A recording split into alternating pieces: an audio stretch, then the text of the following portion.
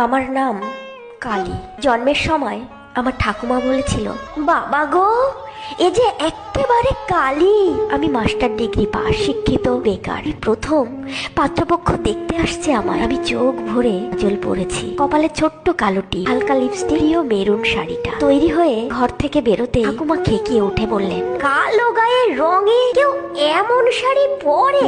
যথাসময়ে আমার ডাক পড়লো বসার ঘরে। ছেলের ঠাকুমা পান চিবোতে চিবোতে বাবাকে বলল, আমি তো গায়ের রং চাপা শুনে ভেবেছিল উজ্জ্বল শ্যাম বর্ণ হবে, তো দেখছি গায়ের রং ময়লা।